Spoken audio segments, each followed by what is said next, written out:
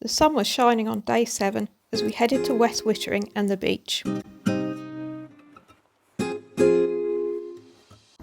Just doing a few van chores this morning before we set off to West Wittering. Absolutely gorgeous day and it's supposed to be sunny all day, so let's make the most of it.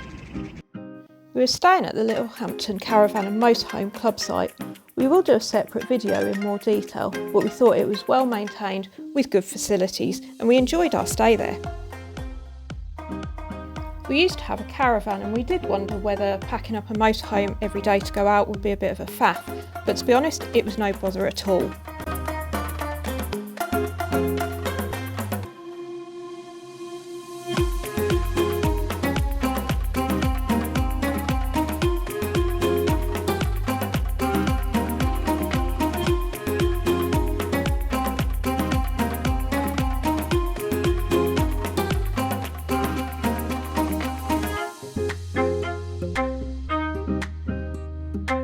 Once the chores were done, we hit the road and headed to West Wittering.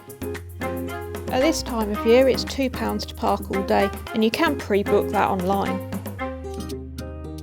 There's a cafe at the beach, but we decided to brew up in the Moho using a stovetop coffee pot that we recently found in TK Maxx.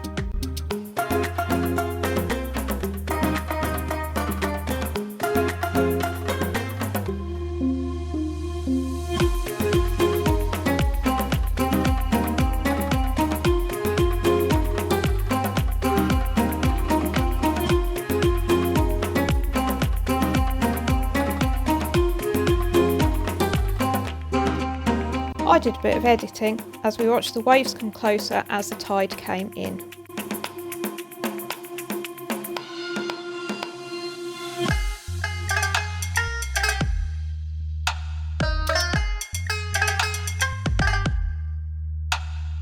Then we went for a walk along the beach. It's nice and sandy with some small dunes, so Archie was in his element.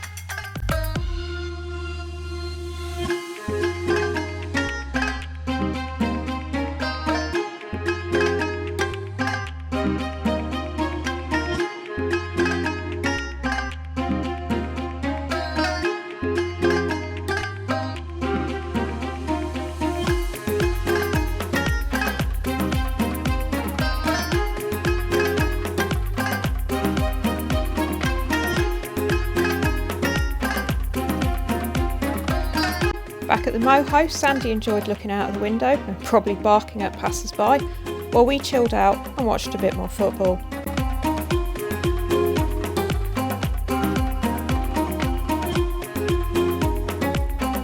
Then as it began to get dark, we headed back to Littlehampton and decided to treat ourselves to dinner at the beach.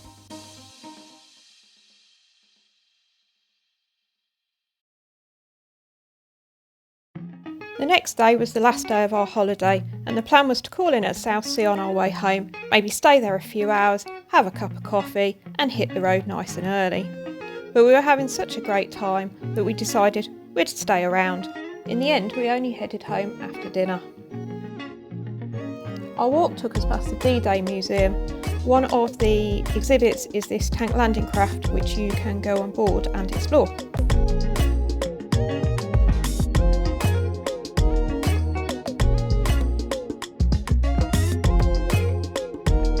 I'll be honest, I didn't know that Southsea had a rock garden, but we had to walk through it because there was some sea defence works going on, and I'd definitely go back and have a bit more of a detailed look at it.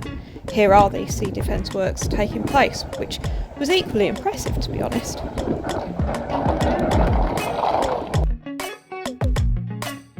There's often plenty going on the water, and our walk coincided with the hovercraft coming into land, which was pretty impressive. You can't see how it was being battered around by the wind, but trust me, it was.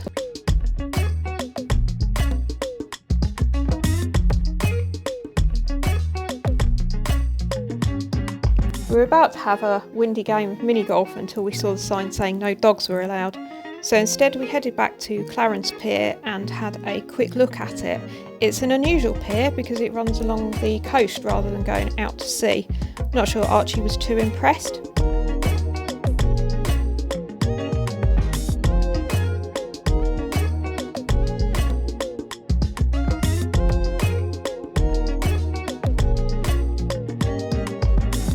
stopped to pick up some coffee and tray bake at the other pier. And we're even treated to a very small and very quick murmuration. Don't blink, you might miss it. Eventually it was time to have some dinner and then pack up and head back home. Thanks for watching.